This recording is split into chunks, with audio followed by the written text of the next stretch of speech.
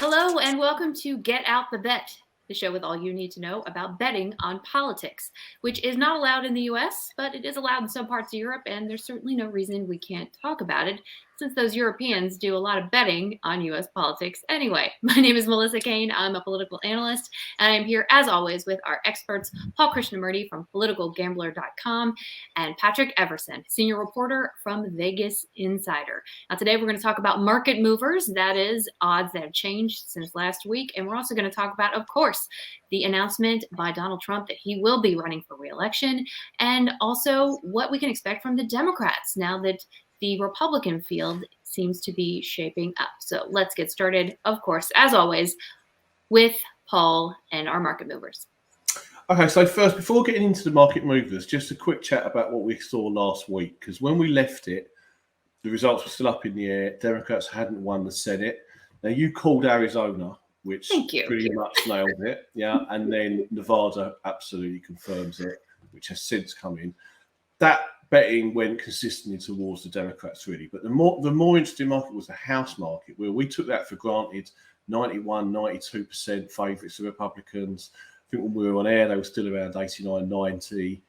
A couple of days later, that got very close. It suddenly went down to 65, 70%. Lots of drama over there. People were genuinely talking up the prospects of the Democrats could nick it. But that has diminished today. Yesterday, I think you now can't bet on the Republicans. They're at the minimum odds. And I think if you look at the 538 total, it's going to be 220 to the Republicans, 215 to the Democrats. It's much closer than we expected, but shows you that there are no such things as certainties in betting. On to the market movers, just looking at 2024. So Trump announced last night, of course, and you may have expected a big bounce for him because that's happened before when he makes big announcements, but it hasn't happened. He's gone from 17 to 18%, which is really nothing in betting terms. And remember, he was 31% just a couple of weeks ago. For the nomination now, DeSantis is 42%, Trump 35%, so clear favourite. For the presidency, Joe Biden has shortened. He's gone from 14% to 18%, and I think there's probably more to go on that. Naturally, all his main rivals, Harris, Newsom, Buttigieg, they've all drifted out. The one other mover on the Democrat side is Gretchen Whitmer, who is up to 2% for the presidency, 5% for the nomination. And finally, on the Republican side, just a couple of outsiders who, if you're looking beyond Trump and DeSantis for the nominee, then there's a bit of money around for Tim Scott and also for Glenn Youngkin.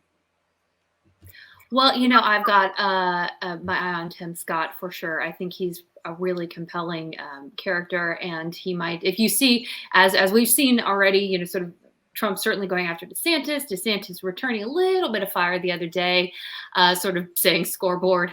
But if these two really keep fighting it out, look for someone like Tim Scott to really reap the clearer playing field made by the dead bodies of Trump and DeSantis out there. He could maybe pull that out. I wonder if Youngkin is too moderate to get the nomination. Maybe he would be a person who could get elected, but it's always that primary that's a difficult hurdle for someone who is a little more middle of the road like Glenn Youngkin. But Patrick, what are you watching? Well, obviously all of that and Tuesday night's news and so forth. But I think if it's a situation, no matter who ends up going the distance here, and we got a long way to go. But I think what was kind of clear from the midterms is if the GOP continues to run on looking back at 2020 or even 2022 now, a rehash of things that have gone on in the past. If you're a bettor and you looked at what happened over the last week, then you probably have a pretty good indication of where to go if there's not some strategy changes that go on with the Republican Party. I mean, 2024 will be a mess. I mean, if on the other hand, GOP runs on policy and governance that clearly appeals to a broad swath of people, hello, Florida, then 2024, I think gets a whole lot more interesting. I think some of the moves that Paul noted are very interesting. The fact that there's not much of a needle bounce from Trump on this, which you know, in light of what's gone on in the last week or so, I think should not be as surprising as maybe it is to some people.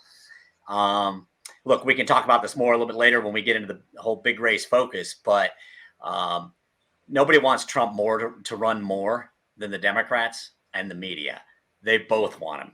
The media wants him for the clicks and the continued revenue streams that'll generate through advertising and eyeballs on their TVs. And the Democrats want him because, look, they've already beaten him.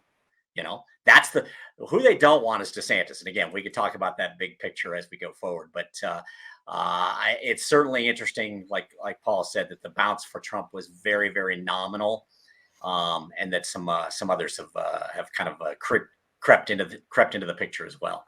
Well, let's jump into it then. Let's talk about Donald Trump's announcement and what that means for the Republican Party. Who, honestly, if you're a party operative, I don't envy where you are right now. That they've got some very difficult circumstances that they're looking at. They've got, a candidate in Donald Trump who both motivates a core group of voters, but also alienates a large group of voters, and whose popularity is completely in question after these midterm elections. Although I do want to be careful. There's always, people are always looking for an easy answer when it comes to surprises. And so when you have Republicans underperforming, it's a lot easier to say, oh, it was Donald Trump than to do some serious soul searching. So I'm not as convinced that he was the sort of anchor that dragged down the entire Republican Party, although I can't imagine he was super helpful in a lot of ways. I don't 100% ascribe their underperformance to him. I wonder if they're kind of scapegoating him just a little bit. But having said that, now we've got some Republican donors who are saying they're not even going to contribute to a Trump re-election bid. Paul, is that going to impact the markets, you think? Yeah, I think it has. I think that the narrative has just turned against him, and also the lack of support from Rupert Murdoch and Rupert Murdoch outlets. That's been reported over here. It seems been very important. I think that until something happens, some evidence comes along to to show that Trump is a winner still, then no, I think that's where we're going to be. It's going to be negative for him. Well, and to your point about other races or other things sort of shining light on whether or not President Trump still sort of has it, we've got the Warnock-Walker race coming up, and the betting markets seem pretty sure that Warnock is going to win this, despite the fact that President Trump endorsed, in many ways encouraged Herschel Walker to run, and then fully endorsed him, and may or may not be out on the campaign trail for him. What does this Warnock-Walker race mean, and what might it indicate about Trump's continued viability? Sorry, Patrick. I can pop in there first. Look, first off, I think that one way that this is sort of potentially steering things the wrong direction for that race. There are multiple reasons, and Paul can certainly elaborate on them from the betting end much further than I can. But if you're not throwing all your resources into that right now, which is kind of, even though it doesn't get, obviously the Republicans aren't going to get the majority, you're going to be back at 50-50 with Kamala Harris being the deciding vote on anything that goes 50-50. But if you think it's important, which you probably should, there's not much of a difference between 50-50 and 49-51, but there are some technical things that could come into play with that. Then every ounce of resource should be going to that, and it's not. So I think that's one thing that's leading the odds to be overwhelmingly in Warnock's favor. First and foremost, it's not going to decide the balance of the Senate. The Democrats are still going to have the tie-breaking vote if necessary. But second off, that's not where people's focus is. And if the focus is not there, then I think that's certainly a favorable situation for Warnock and why the odds are sitting the way they're sitting at this point.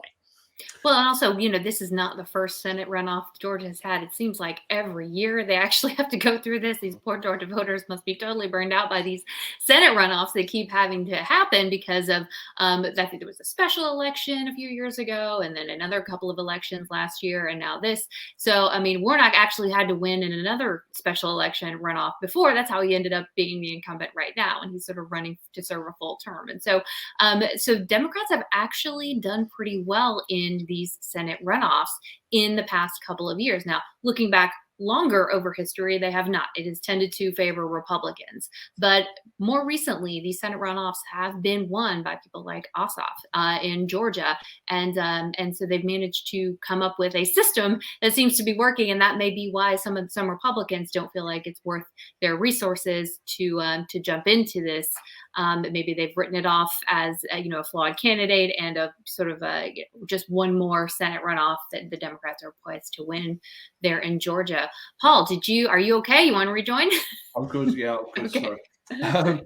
Sorry. I mean, in that race, I think the Democrats are absolute certainties, and I'm really interested in hoping someone will price up the margin, because I think it could win by a big margin. Because we talked about the undervote last week for Herschel Walker there. Who knows what scale it is, right? It was really significant how he underperformed Kemp. On a major day's voting for the governor's race and all the other down ballot races, Republicans are going to turn out. He's going to get some. I just wonder how many people will turn out for Herschel Walker alone.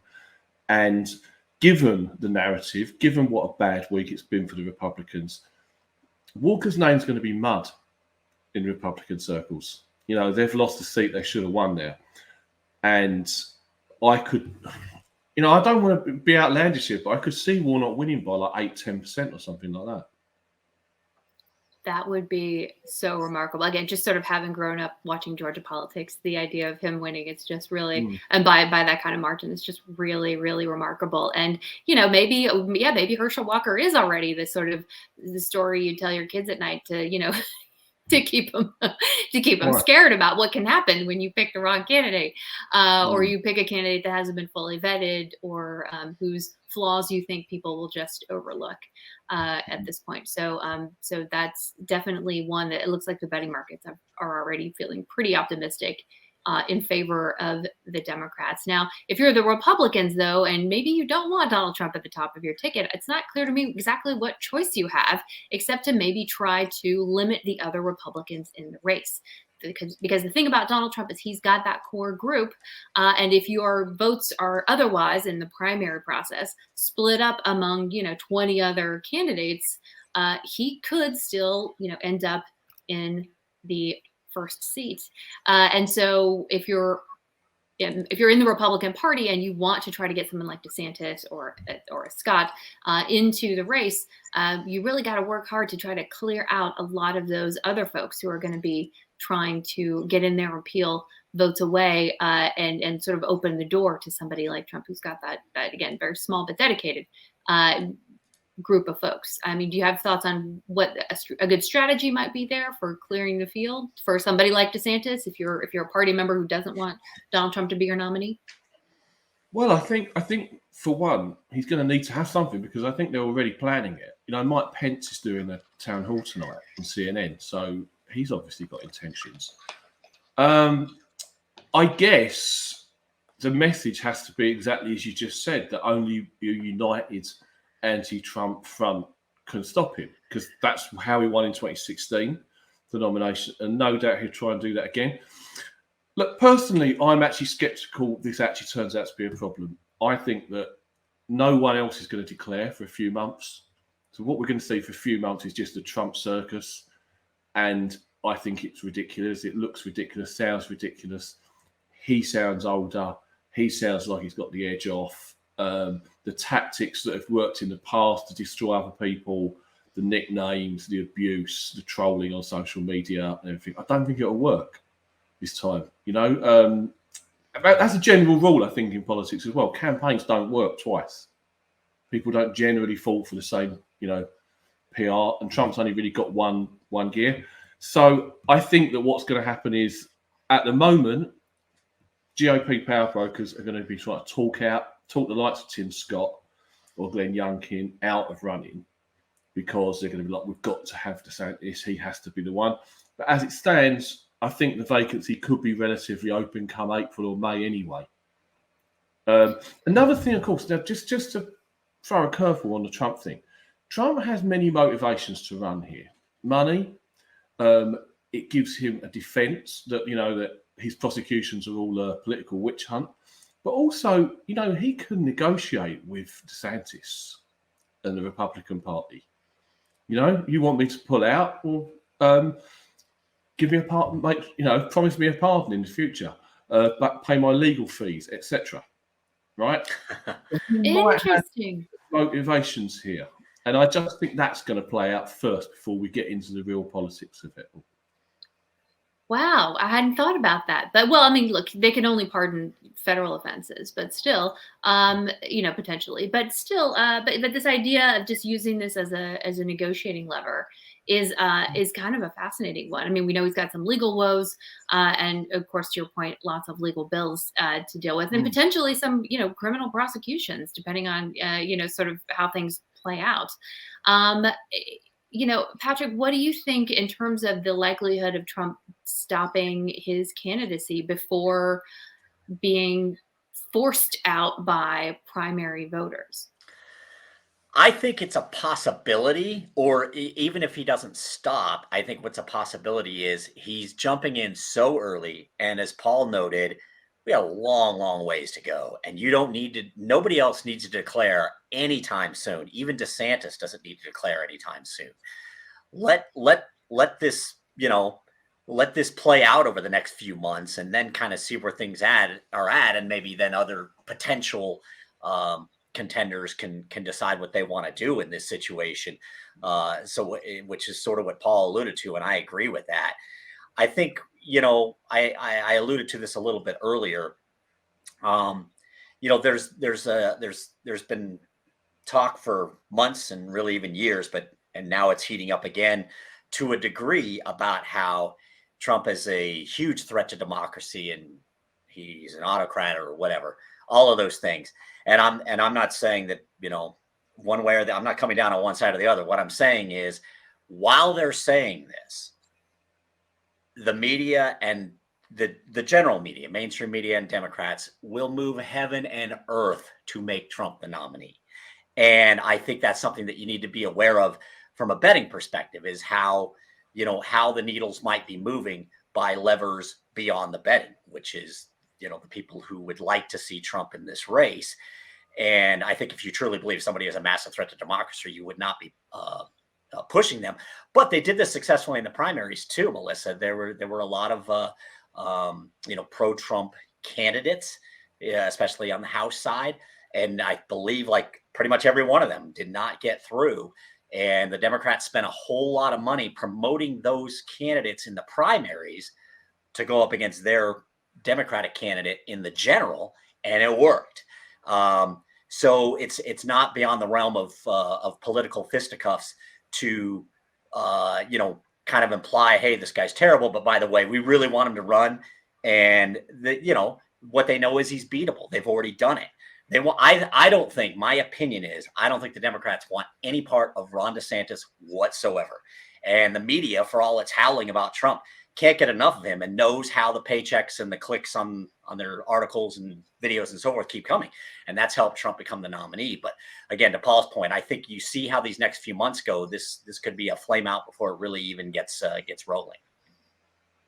Yeah, that's interesting. I mean, the lessons that the Democrats might have learned from this election. And I seem to remember that back when Hillary Clinton was running against Donald Trump, they actually wanted Donald Trump to be the Republican nominee and thought he was very beatable then. Absolutely. They did as much as anybody to put him in position to A, win the nomination, which he did, and B, the totally unexpected winning that race. That's a product of that. I don't think that would happen this time, even if he got the nomination, that he would necessarily win. But the media is all for this. Trust me, the media is all for this. And the Democratic Party is all for this, as demonstrated by how and who they funded in the primaries. They were spending often more on Republicans in the primaries that they felt had Donald Trump's backing. than they were spending on their own candidates in primaries, because they wanted that candidate to be against their candidate in the Democratic candidate in the policy in the general. And like I said, generally it worked. You could say it's dirty pool. Look, politics ain't beanbag. So I get it. And it's not going to be beanbag here. They want Donald Trump. I'm telling you, 1,000%. They don't want to see DeSantis. There may be a couple of others that they would prefer not to see. They may not want to have to run against Tim Scott or Youngkin. But I'm telling you, they would rather run against any of them than Ron DeSantis. Trump or anybody else, they'd rather run against any of them than Ron DeSantis. So I think Paul has got a point here.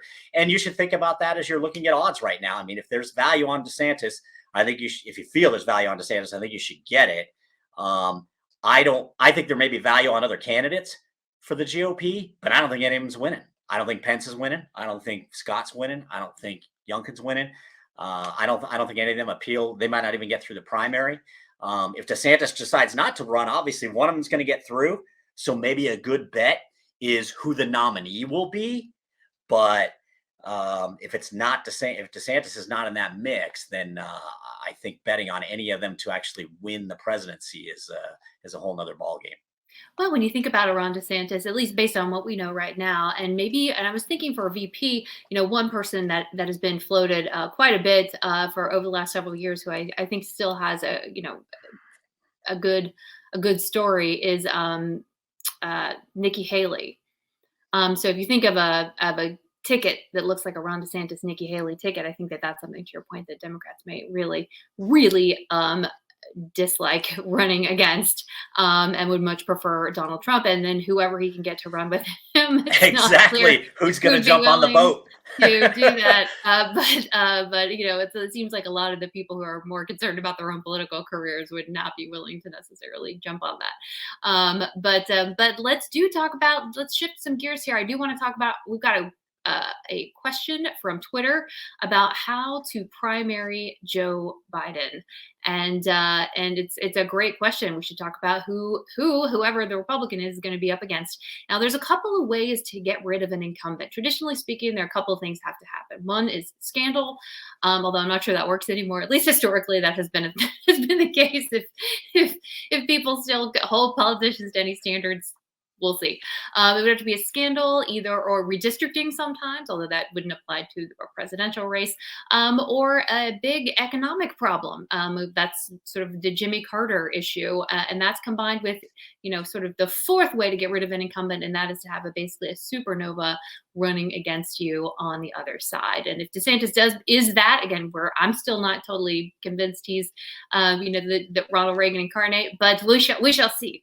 But those are the kinds of things that can cause a change in the party's nominee for office. So when you've got to sort of run against somebody new, when you're running in a new place, when there have been things done to discredit. And look, after this midterm election, a lot of people gave Joe Biden a lot of credit, and the economy seems to be, ticking back up. Although I live in San Francisco, it seems like everybody's getting fired, but all the tech companies are firing everyone. But other than that, the stock market seems to be doing okay. There looks to be some quieting maybe over in Ukraine. So you might not actually end up with an huge economic problem. But if that does happen, again, we've got a long way to go. If that were to happen, that would be one reason why you would want to change candidates and distance yourself from Joe Biden and what his term in office represents for people and their memory of how many jobs they had to work and how much things cost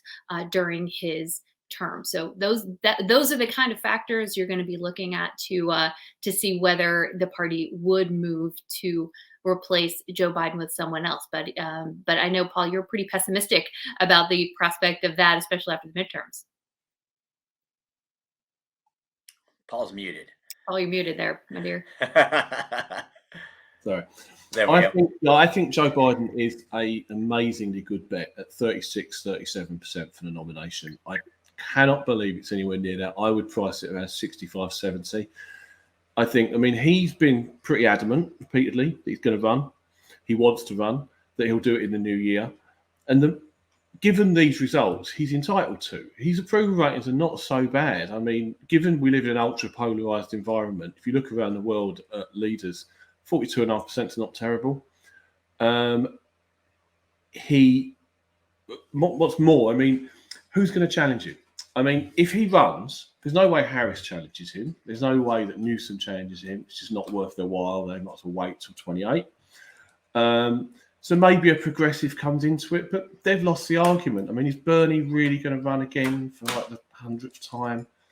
Well, actually, to our point earlier about Democrats funding, a Trump campaign, I mean, wouldn't a Republican or Republican-minded folks, if Trump is going to be your nominee and you're like, oh boy, Biden might beat him again, wouldn't it behoove you to back a more extreme leftist candidate so that that person, maybe Trump seems like a better bet in comparison.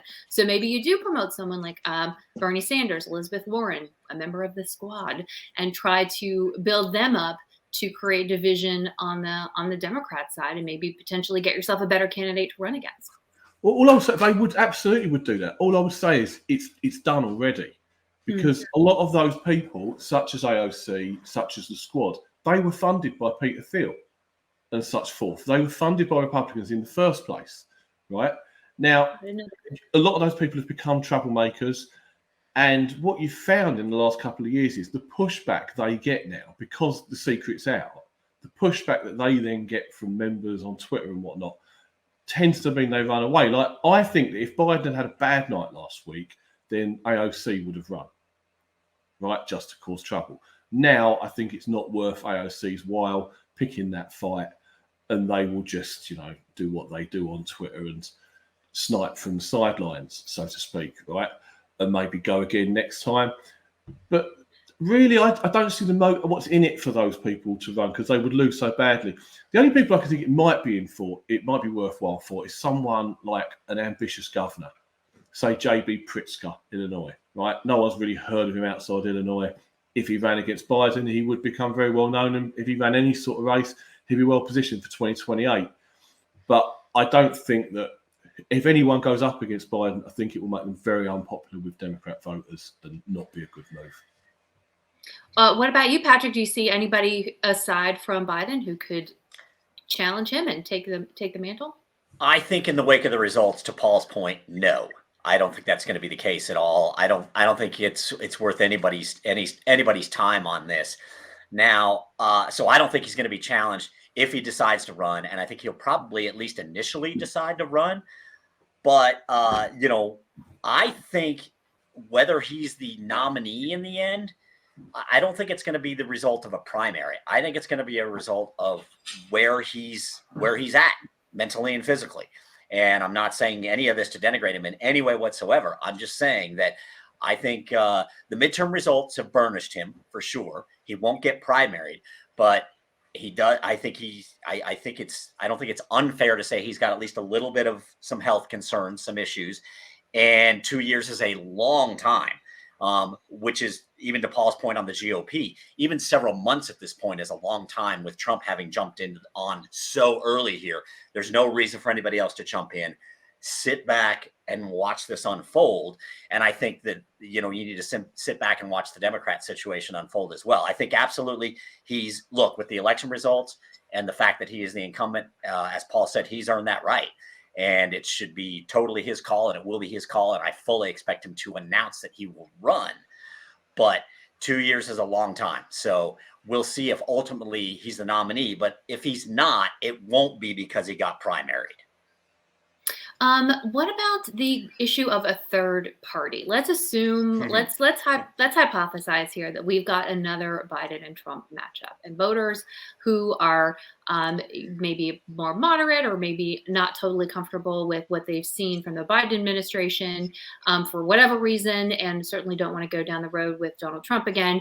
And we do have some funding and some high-profile folks, Christine Todd Whitman and Andrew Yang, with their third party that may try to get on the ballot in the various states and maybe pull from Biden, maybe pull from Donald Trump, but certainly make things more interesting. Do you think that having Biden and Trump be the matchup again makes that more likely?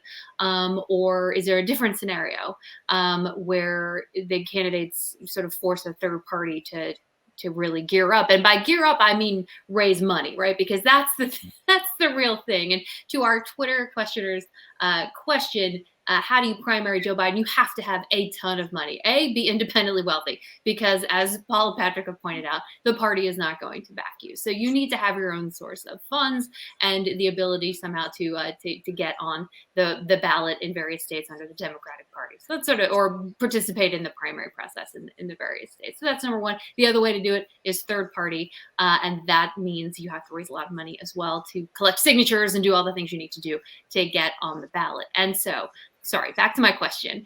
Do you think a Biden and Trump matchup makes it more likely that a third party will try to jump in and capitalize on the folks who don't feel like either of those people really represent them?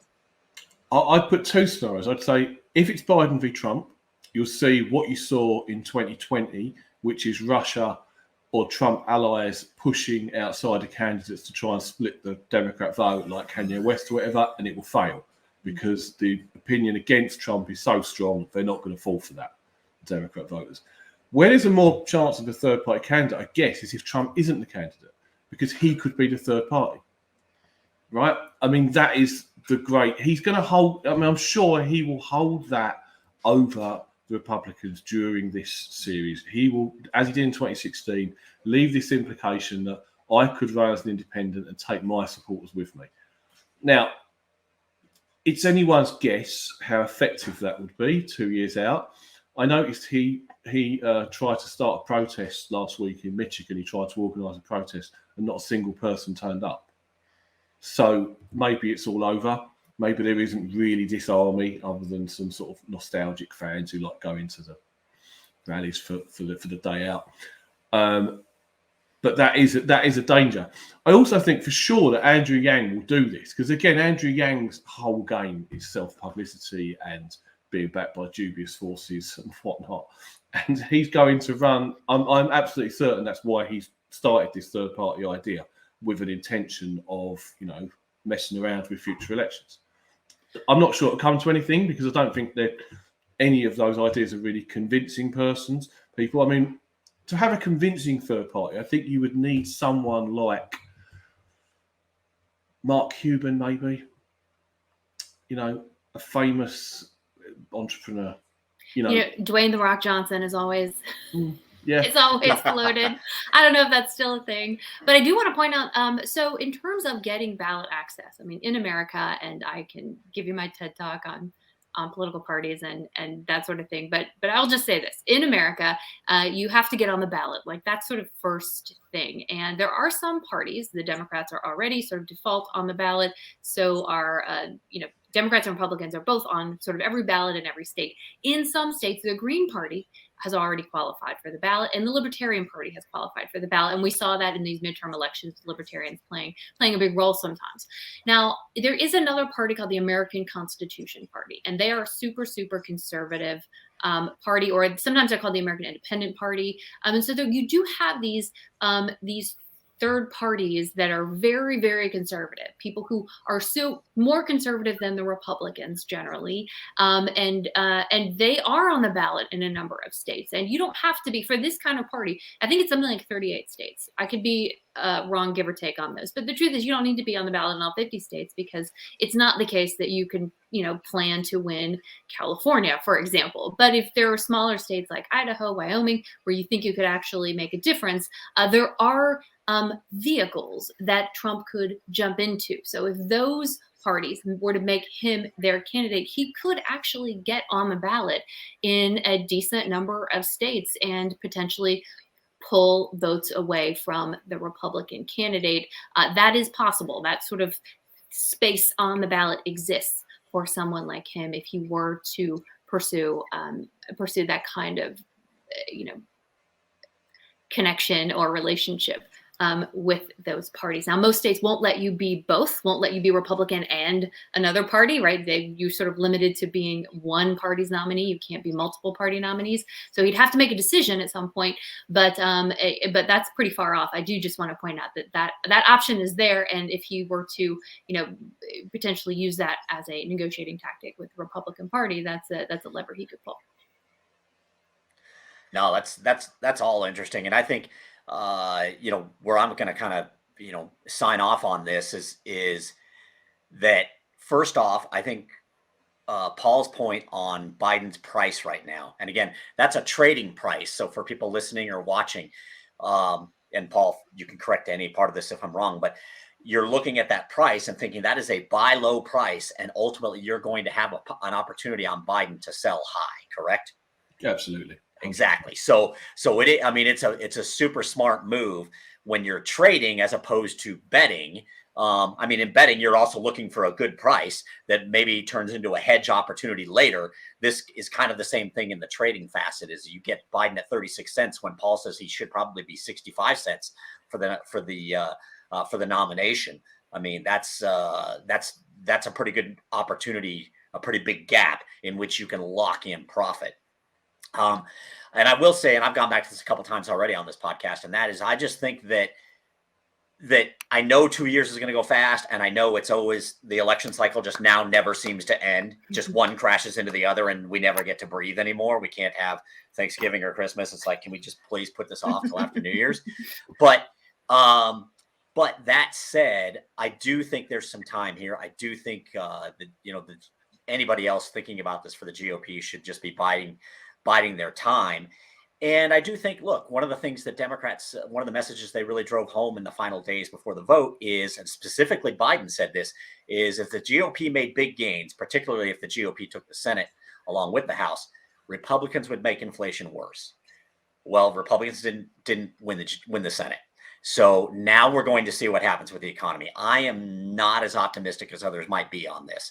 So I think the economy is still going to be an issue for a while to come, and the GOP won't be left holding the bag on this because they didn't take the seats that people thought they might take. So we'll see over time how that plays out in primary strategy for betting and in general election betting with who's there and who's not, and who has turf that they have to defend that maybe they didn't expect to have to defend in trying to win people's votes and get people's bets.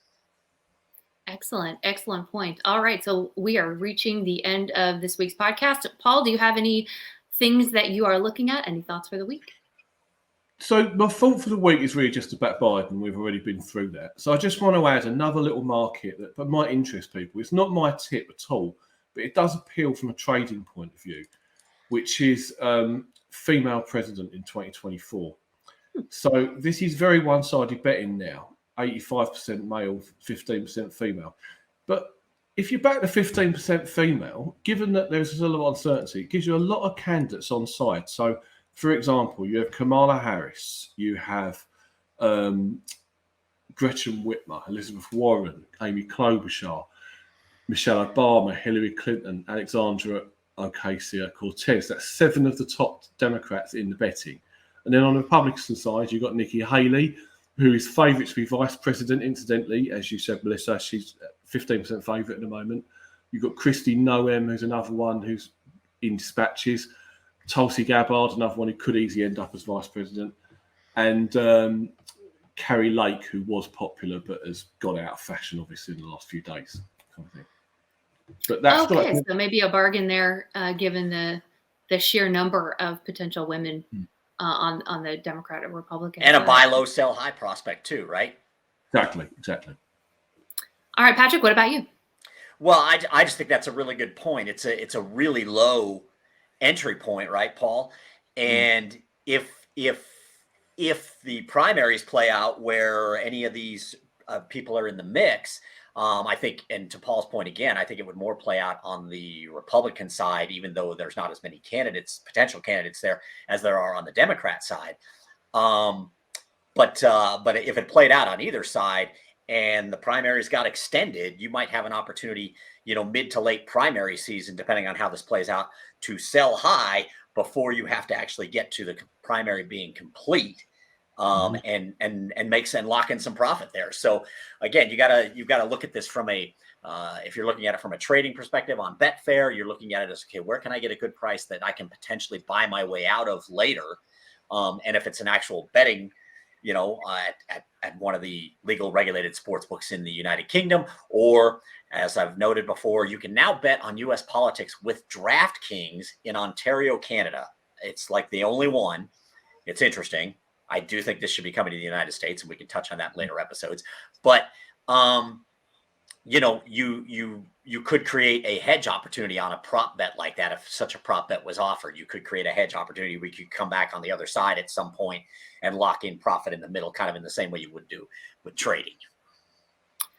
Excellent points all around. I agree. My thought of the week is, looking for Joe Biden. If things keep going the way they're going, he should be a lock, but things might not. I mean, we do know that the economy can turn. There can be, random pandemics that break out. I mean, whatever.